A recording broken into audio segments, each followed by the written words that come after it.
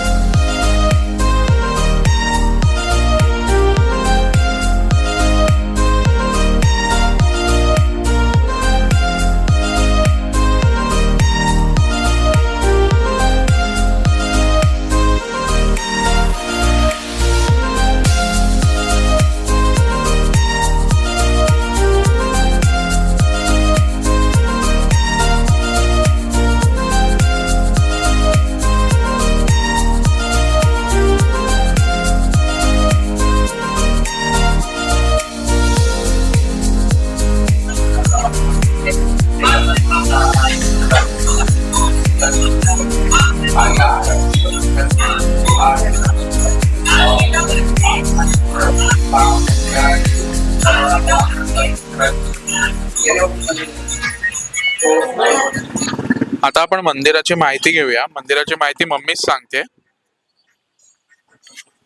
नमस्कार, मी सविता सुधीर चव्हाण. आम्ही आलोय आता इथे श्री जुना कालभैरव मंदिर. हे चिपळूण शहर पंचक्रोशीतील जागृत ऐतिहासिक पवित्र श्रद्धास्थान आहे. 12 महिने विशेष रविवारी आणि उत्सव कालावधीत भक्तगणांची दर्शनासाठी रीघ लागलेली असते.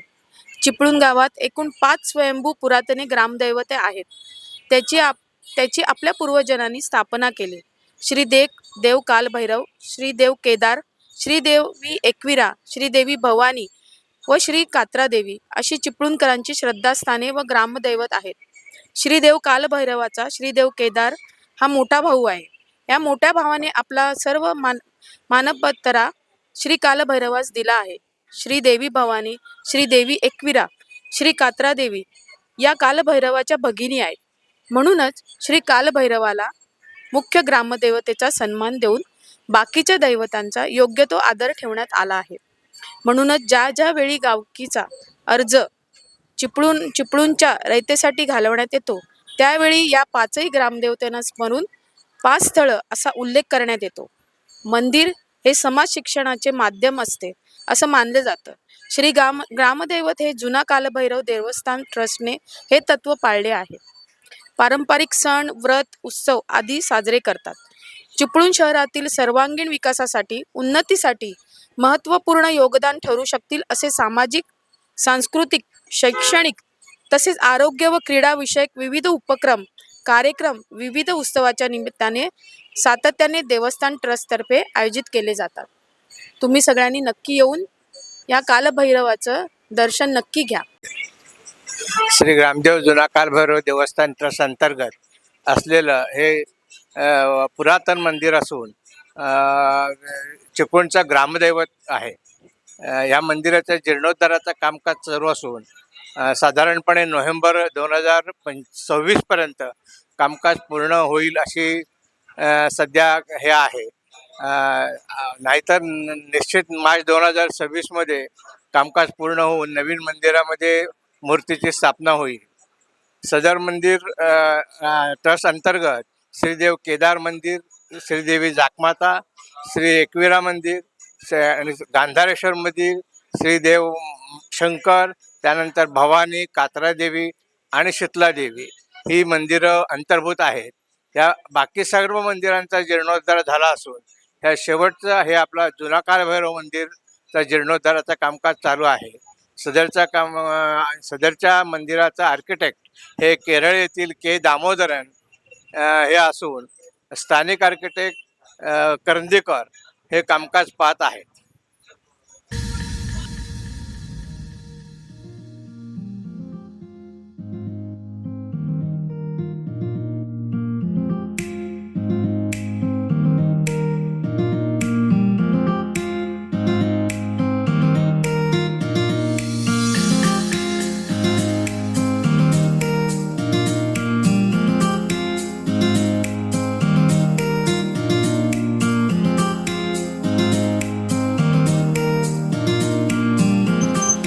नमस्कार, जय शिवराय मित्रांनो. माझं नाव प्रतीक सुधीर चव्हाण.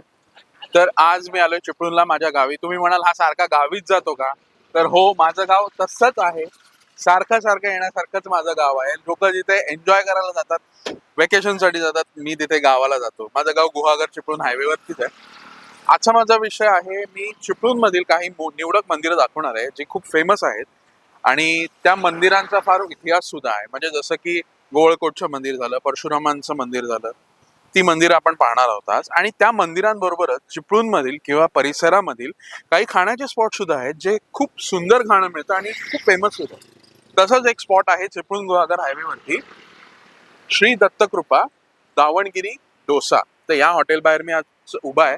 त्या हॉटेलमध्ये आपण डोसा खाणार आहोत. म्हणजे जसं मागच्या व्हिडिओमध्ये तुम्ही बघितलं माझ्या, पालशेतला जसा डोसा मिळतो तसाच इथे सुद्धा, आणि त्यापेक्षा उत्तम रीतीचा डोसा आपल्याला इथे मिळू शकतो. आता आपण त्या हॉटेलच्या दादांना भेटूया आणि जाणून घेऊया त्यांचा डोसाचा काय स्टोरी आहे. माझं नाव गैनीनाथ प्रकाश खांडेकर आहे. माझं हॉटेल चिवेली फाट्यावरती आहे. माझ्या इथे माझी स्पेशालिटी लोणी डोसा आहे.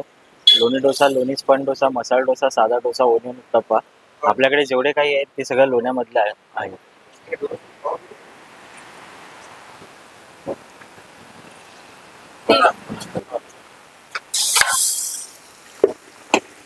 आपल्यासाठी डोसा बनवतोय. हा लोणी डोसा आहे.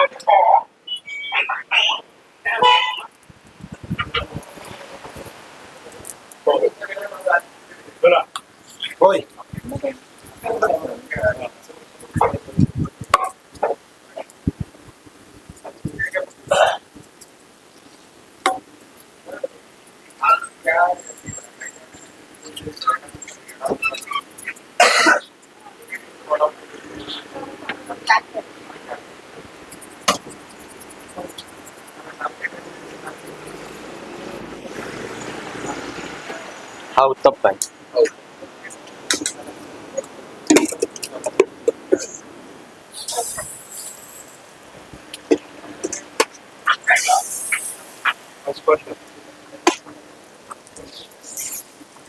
हा स्पन डोसा आहे. मसाला पण करू.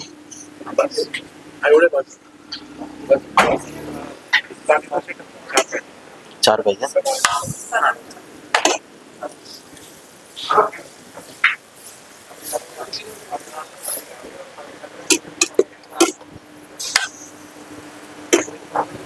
डोसांची व्हरायटी आपल्याला इथे मिळते. स्पन डोसा, त्यानंतर सेट डोसा, ओनियन उत्तप्पा, साधा डोसा, मसाला डोसा सुद्धा असतो आपल्याकडे.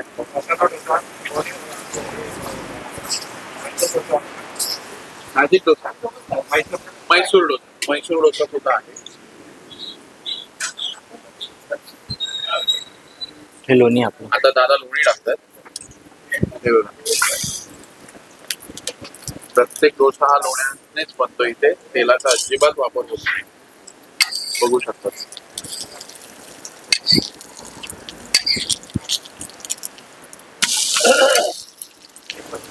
नमस्कार, मी बाबू सज्जन चिपळूण.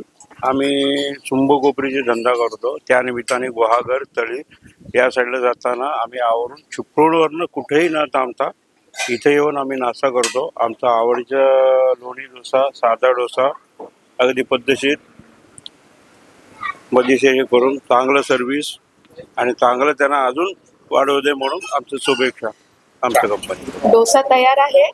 हा ओनियन उत्तप्पा आहे, हा साधा डोसा आहे आणि सेट डोसा येतोय. तोपर्यंत आपण त्याची मजा घेऊया.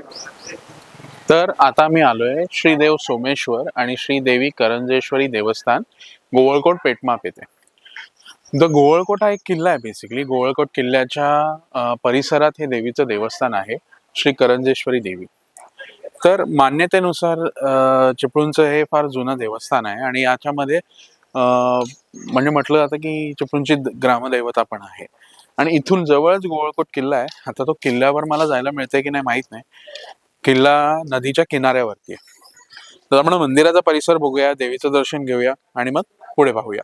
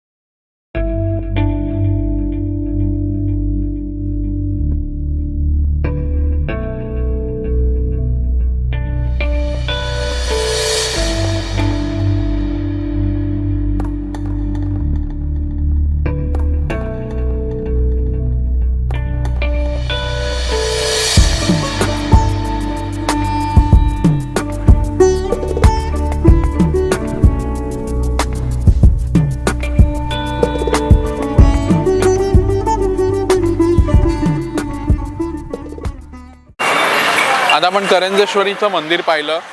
तिथून आपण गोवळकोटवरून आता निघालो आपण परशुरामाच्या दिशेने. परशुराम श्री क्षेत्र परशुराम घाटातलं श्री क्षेत्र परशुराम हे मंदिर म्हणजे आपले देव परशुराम विष्णूचे जे अवतार होते त्यांचं मंदिर. आणि हे कोकणातच आहे, मेन मंदिर त्यांचं इकडेच आहे. आणि कोकण भूमी ही त्यांनी आपल्या बाणाने बनवली असं म्हटलं जातं. त्यांनी बाण मारला आणि अपरांताकडून सागराकडून ही अपरांत भूमी मिळवली असं म्हटलं जातं. तर वाटेत मला आता मी गुहागर फाटा फरशी नाक्यावरती आहे. तर वाटेत इथे गडदे वडापाव म्हणून आहे. तर मला वडापाव म्हटल्यावर खूप कसतरी होतं. वडापाव म्हणजे माझा एक वीक पॉईंट आहे.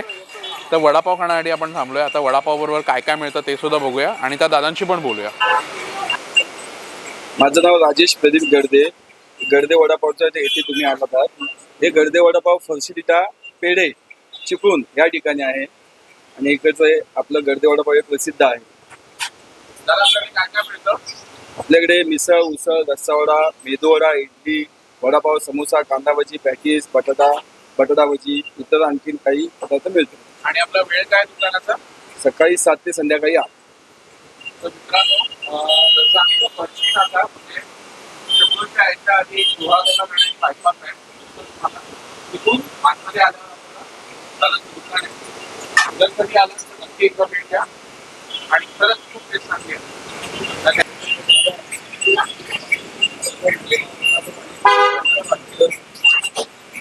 हॅलो, आपण आलोय आता गडद्यांचा वडापाव आणि कांदा भजी खायला. इथे खूप गर्दी असते आणि टेस्ट पण खूप छान आहे. तेव्हा आपण खाऊनच बघूया कसं आहे ते.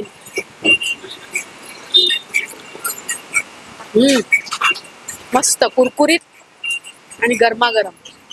तर आता आम्ही आलोय श्री क्षेत्र परशुराम मंदिर येथे. म्हणजे चिपळूणच्या वरतीच हे आहे. चिपळूणचा अधिक परशुराम घाट लागतो. या घाटाचं नाव या मंदिरावरूनच आहे आणि चिपळूणची ओळख सुद्धा परशुराम क्षेत्रावरूनच आहे. हे क्षेत्र म्हणजे एका डोंगरावरती आहे, त्यामुळे आपल्याला अशा पायऱ्या उतरून आधी खालती यावं लागतं. मग मागे मंदिर तुम्ही पाहू शकता. माझ्या मागे मंदिर आहे. तर आपण मंदिर बघूया आणि मंदिराचा परिसर सुद्धा बघूया. हा, तर आपण मंदिर परिसर पाहिलात. मंदिराच्या परिसराच्या बाहेर एक पाटी लावलेली दिसते. इथे योग्य वस्त्र धारण करून येणं. माझी सर्वांना हीच विनंती आहे, आपण एखाद्या मंदिरात जातो तर तिथे पिकनिक म्हणून जाऊ नये प्लीज. इथे बरेचसे लोक पिकनिक म्हणून मंदिरात येतात. पिकनिकला जवळ आलेले असतात आणि तिथे पिकनिक समजून सगळे एन्जॉयमेंट करतात. माझी एवढीच विनंती आहे, पिकनिक म्हणून येऊ नका. या क्षेत्राचं पावित्र्य राखा. या म्हणजे कुठल्याही मंदिराचं पावित्र्य हे राखलंच गेलं पाहिजे. त्यामुळे समजा तुमच्या आयटनरीमध्ये, पिकनिक आयटनरीमध्ये जर एखादं मंदिर असेल तर त्या योग्यतेचे कपडे ऍटलिस्ट आपल्या एक जोडी बॅगेत ठेवा. बस माझं एवढंच म्हणणं आहे.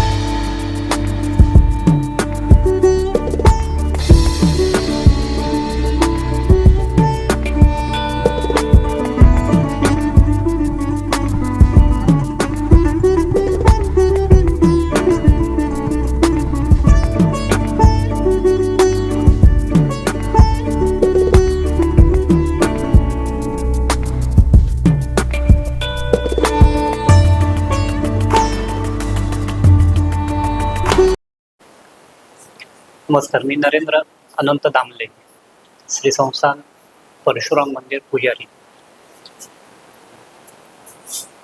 परशुरामांची मी थोडक्यात माहिती देतोय. आतमध्ये 3 मूर्त्या आहेत, त्या काळ, काम आणि परशुराम. मधली मूर्ती परशुरामांची आहे. डाव्या बाजूला काळ, उजव्या बाजूला काम. काळ म्हणजे मृत्यू आणि काम म्हणजे इच्छा, वासना. परशुरामाला मृत्यू नाही, त्यांनी काळाला जिंकलंय. अब्रह्मचारी आहेत, विवाह झालेला नाही. षड्रिपू म्हणजे वासनेला त्यांनी जिंकलंय. म्हणजे त्यांना असंही म्हटलं जातं की उत्पत्ती, स्थिती आणि लय, ब्रह्मा, विष्णू आणि महेश. परशुराम हे सप्तचिरंजीवपैकी 7वे चिरंजीव आहेत. अश्वत्थामा, बलीर, व्यास, हनुमान, विभीषण, कृपाचार्य आणि परशुराम त्यातले 7वे चिरंजीव. 10 अवतारांपैकी 6वा अवतार मत्स्य, कुर्म, वराह, नरसिंह, वामन, परशुराम. राम, कृष्ण, बौद्ध, चालू अवतार कल्की. त्यापैकी 6वा मानवी अवतार पहिला परशुराम. मधल्या मूर्तीच्या बरोबर पायाखाली चांदीचं झाकण ठेवलेलं जे आहे ते स्वयंभू स्थान आहे. हे गेली 5-1 हजार वर्षापासून स्थान इथे आहे. 750 वर्षापूर्वी एका गुराख्याची गाय येऊन इथे पाना सोडायची. कालांतराने दूध द्यायची घरी बंद झाली. घरी दूध का देत नाही याचा शोध घेण्यासाठी त्या गायीचा मालक या जंगलामध्ये आला. तेव्हा ती गाय एका विशिष्ट ठिकाणी पाना सोडते हे त्याच्या निदर्शनास आलं. तेव्हा त्या मालकाने त्या गायीला मारायला जाणार तेवढ्यात ती गाय लुप्त झाली.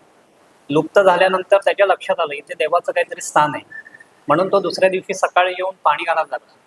तेव्हा त्याला दृष्टांत झाला की मी इथे तपश्चर्यासाठी बसलेलो आहे. परशुरामाने 21 वेळा निक्षत्रिय पृथ्वी केली. जे उन्मत्त राजे होते त्यांचा नाश केला, सगळ्या क्षत्रियांचा त्यांनी नाश केला नाही. त्याच्यातनं काही साधन संपत्ती जी मिळाली ती एका ब्राह्मणाला दान केली. आता ते ब्राह्मण म्हणजे कश्यप ऋषी. एकदा दान दिलेल्या भूमीमध्ये राहायचा अधिकार नाही, म्हणजे स्वतःला राहण्यासाठी जागा नाही. तेव्हा हा महेंद्रगिरी पर्वत निवडला. तर इथे येऊन बघितलं तर आजूबाजूला समुद्र होता. समुद्राला विनंती केली की तू मागे जा, मला इथे वास्तव्य करायचंय. समुद्र ऐकायला तयार नाही. तेव्हा त्यांनी शस्त्र काढलं. एकदा शस्त्र काढल्यानंतर मागे घेता येत नाही. त्याचप्रमाणे त्यांनी परत एकदा विनंती केली की तू मागे जा, मला इथे वास्तव्य करायचंय. ऐकायला तयार नाही. तेव्हा त्यांनी शस्त्र हातात घेतलं. हातात घेतल्यानंतर समुद्र विनवणी करू लागला की मी मागे जायला तयार आहे. तेव्हा त्यांनी सांगितलं की असं तुला मागे जाता येणार नाही. आता जिथे माझं जाऊन शस्त्र पडेल ती तुझी सीमा असेल. त्याचप्रमाणे नर्मदा नदीच्या काठून त्यांनी शस्त्र सोडून समुद्र इथनं हटवला आणि ही जी भूमी निर्माण झाली ही अपरांत भूमी निर्माण झाली. त्याला आज परशुराम भूमी म्हणून ओळखलं जातं. परशुराम हे सकाळी सूर्योदय झाल्यानंतर हिमालयात तपश्चर्याला जातात. संध्याकाळी सूर्यास्ताला विश्रांतीला इथे येतात. विश्रांतीसाठी बाजूला त्यांना पलंग ठेवलेला आहे. आजही पलंग तो विस्कटलेला असतो. वैशाख शुद्ध प्रतिपदा, द्वितीया आणि तृतीया 3 दिवस अक्षय तृतीया मोठा उत्सव असतो. महाशिवरात्रीची 1 दिवसाची मोठी यात्रा असते, ती गेल्या महिन्यामध्ये पार पडली. आणि डिसेंबर महिन्यामध्ये वारकरी संप्रदायाचा मार्गशीर्षातला सप्ताह असे 3 उत्सव आपण इथे मोठे साजरे करतो. गुढीपाडव्यापासून अगदी दिवाळीपर्यंत, त्रिपुरी पौर्णिमेपर्यंत जे आपण घरी सण साजरे करतो तेही आपण इथे साजरे करतो. थोडक्यात सांगायचं झालं तर हे परशुरामांचं तपश्चर्येचं ठिकाण आहे. म्हणजे थोडक्यात विश्रांती स्थान पण आहे. आजही परशुराम इथे आहेत. अदृश्य रूपात त्यांचा वावर हा कायम आहे. आता मंदिर हे जवळजवळ 450-500 वर्षापूर्वीचं मंदिर आहे. मंदिराला वर्ष अधिक झालेली आहे, पण आपल्याला माहीत आहे तेवढंच आपण सांगतोय. मंदिर पूर्ण काळ्या दगडामध्ये आहे. पूर्वी मोगलांच्या राज्यामध्ये मंदिराची नासधूस झाली. त्याचप्रमाणे आदिलशहा आणि सिद्दी जोहर या दोघांनी मंदिर उद्ध्वस्त केलं. उद्ध्वस्त केल्यामुळे मंदिराची नासधूस झाली, पण मूर्ती आणि स्वयंभूस्थान या दोन्ही स्थानांना कुठलाही प्रकारचा दगा फटका लागला नाही. आता त्याच्यातनं त्यांना त्रास व्हायला लागला. तर इथे येऊन ते नवस बोलले, आम्ही फुल ना फुलाची पाकळी देऊ. त्याचप्रमाणे आदिलशहाच्या बेगमने पहिला गाभारा आणि दुसरा गाभारा बांधून दिला. म्हणजे अर्थसहाय्य दिलं. प्रत्यक्षात बांधून दिला नाही, अर्थसहाय्य दिलं. तिसरा गाभारा जो आहे तो मुरुड जंजिऱ्याच्या सिद्धीच्या मुलीने अर्थसहाय्य दिलं. मंदिर पूर्ण त्यांनी बांधून दिलं. ब्रह्मेंद्र स्वामींकडे हा सगळं अर्थसहाय्य जे आहे हे ब्रह्मेंद्र स्वामींच्या हाती सुपूर्त केलं. ब्रह्मेंद्र स्वामींनी परत मंदिराचा जीर्णोद्धार केला. पण मुसलमानांचा जरी पैसा असला तरी त्यांचा काडीमात्राचा संबंध नाही. म्हणजे सांगायचं झालं तर अर्थसहाय्य मुसलमानांचं आहे, मंदिर हिंदूंचं आहे, कारागीर ख्रिश्चन आहेत. त्रिवेणी संगमातलं आपलं पुऱ्या भारतामधलं एकच मंदिर आहे.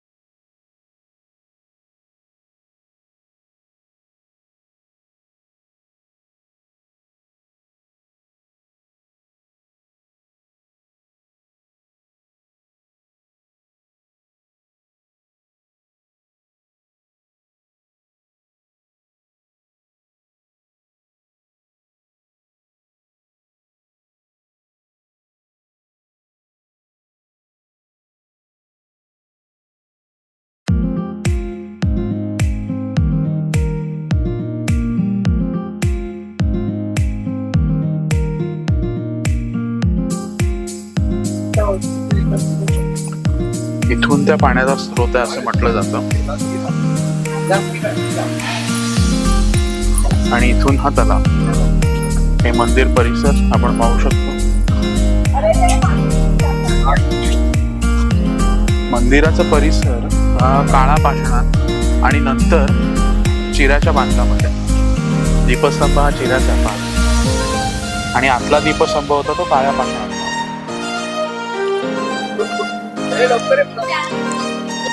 याला बाणगंगा म्हणतात. बेसिकली बाणगंगा का तर लोकांची इथल्या मान्यता आहे की भगवान परशुरामांनी बाण मारला आणि हे कुंड निर्माण झालं, त्यामुळे याला बाणगंगा कुंड असं म्हटलं जातं. आणि इथे गंगा मातेचं मंदिर सुद्धा आहे आणि तिथे गंगेची उत्पत्ती सुद्धा आहे. गंगा मातेचं मंदिर, इथे शिवलिंग सुद्धा आहे. तर मित्रांनो, आता आपण आलोय विंध्यवासिनी श्री विंध्यवासिनी मंदिर चिपळूण येथे. तर हे मंदिर सुद्धा कालभैरवाच्या मंदिराप्रमाणेच महत्त्वाचं मंदिर आहे, कारण की हे सुद्धा चिपळूणची ग्रामदैवता म्हणूनच मानलं जातं. मंदिराचं परिसर माझ्या मागे पाहू शकता, एका छोट्या टेकाडावरती आहे. तर आपण आता तिथे जाऊया, तिथली माहिती पाहूया.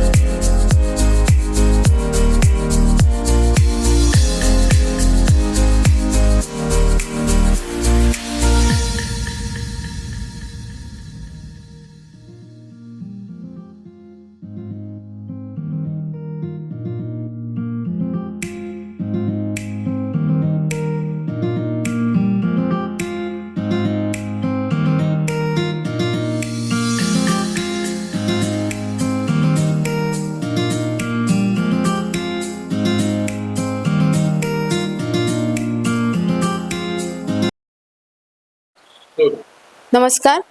आज आपण आलो आहे श्रीदेवी विंध्यवासिनी या मंदिरात.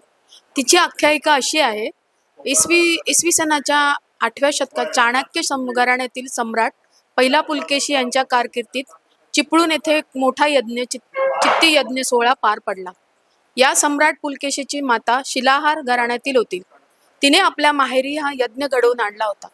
त्याच काळात सध्याची श्री विंध्यवासिनी मूर्ती ही दक्षिण भारतातून आणली असावी असा तर्क मांडण्यात येतो. आदिलशाही काळात चिपळूण आणि कोकण प्रांतावर 12 कोळ्यांचे राज्य होते. हे मासेमारी करणारे कोळे नव्हते, तर डोंगर कोळी होते. हे सारे राव ज्या भागात राहत ते हल्ली रावतळे. त्यांची ही विंध्यवासिनी देवी ह्या कोळ्यांचा पराभव करण्याचा आदिलशहाने विडा उचलला आणि आकुस खान नावाच्या सरदाराला कोळ्याचा पराभव करण्यासाठी फौज घेऊन पाठविले. तिसरा सरदार शेख बहादूर तो चालून आला, तो अगदी रावतळाच्या वेशीवर. आता आपला जर पराभव झाला तर तो शेख बहादूर त्याच्या धर्माला जागून आपली कुलदेवता विंध्यवासिनी भ्रष्ट करील, या भीतीने कोळ्यांनी मंदिरावर दगड माती खाली गाडून टाकले. पुढे काही वर्ष हे मंदिर असेच राहिले. पुढे छत्रपती राजाराम महाराजांच्या काळात शेत नांगरताना देवीचा कळस दिसला आणि त्यानंतर हे मंदिर उजेडात आले. तेव्हापासून देवीची मूर्ती भुयारात होती. एका वेळी एक माणूस जाऊन येत असे. त्यावेळी देवीचे 2 हात खंडित होते. जून 1983 साली अतिवृष्टी झाली. या अतिवृष्टीत जिकडे तिकडे दरडी कोसळल्या व मंदिराची हानी झाली. 1 फेब्रुवारी 1988 माघ शुक्ल चतुर्दशी रोजी श्रीदेवीचा प्रतिष्ठापना झाली. ही देवीच्या गाभाऱ्याची जागा पहिली आहे तीच आहे. श्री विंध्यवासिनीचे अजून एक देवस्थानाबद्दल एक आख्यायिका आहे. भारतातील 12 शक्तिपीठांपैकी विंध्यवासिनीचे मुख्य पीठ उत्तर प्रदेशात मिर्झापूर जवळ विंध्याचल येथे आहे. विंध्यवासिनी कौशिक हे स्थान गंगातटी आहे. मूलतः ही चामुंडा देवीच आहे. विंध्याचलापासून 1.5 ते 2 मैलावर डोंगर माथ्यावर अष्टभुजा देवीचे स्थान आहे. या देवीची स्थापना श्री रामचंद्रांनी वनवासात केली असे म्हणतात. या देवीचे अंशपीठ चिपळूणजवळील 3 मैलावर रावतळे येथे आहे. विंध्यवासिनीच्या वर्णनपर काही श्लोक देवी भागवताच्या दशम स्कंदकात आहेत. स्वयंभूने मनुने पृथ्वी उत्पन्न करण्यासाठी क्षीरसागराच्या किनारी 100 वर्ष उग्र तपश्चर्या केल्यावर देवी प्रकट झाली. पौराणिक कथेप्रमाणे आदिशक्तीचे योगमायेने यशोदेच्या नवजात कन्येला आपल्या कारागृहात आणून ठेवले. वसुदेव देवकीचे अपत्य म्हणून कंसाने तिला शिळेवर आपटण्यासाठी उचलले. तोच कंसाच्या हातून निसटून ती अंतराळात गेली व तुझा शत्रू जिवंत असून योग्य वेळी तुझे परिपात्य करील असा शाप देऊन विंध्याचल येथे प्रगटली. तीच विंध्यवासिनी ही देवता मूलतः विंध्याचल प्रदेशातील भिल्ल, विवात, किरात, शबर या आदिवासी जमातीची असावी असा मान्यवरांचा समज आहे. कालांतराने ती ब्राह्मण, क्षत्रिय, वैश्य घराण्याची कुलदेवता झाली. रावतळे येथील विंध्यवासिनी प्रामुख्याने दीक्षित, आवळसरकर, चितळे, भाजेकर, मोने, जोशी, रेळे, साम, ढेबरी, पित्रे, मार्डी, दीक्षित, प्रधान या घराण्याची कुलस्वामिनी आहे. तसेच समस्त चिपळूणकर नागरिकांचे श्रद्धास्थान आहे. हे देवस्थान मुंबई गोवा हम रस्त्यावर अर्धा मैल आत डोंगर कुशीत गर्द वनश्रीत वसले आहे. देवळामध्ये देवीची 3 फूट उंचीची अष्टभुजा मूर्ती असून रणरागिणीचे ध्यान आहे. मूर्ती थोड्याफार भग्नावस्थेत होती तरी अत्यंत जागृत असल्याचा अनुभव आहे. मूर्ती शेजारी गणपती व कार्तिक स्वामींची मूर्ती अत्यंत कोरीव व रेखीव स्वरूपात उभी आहे.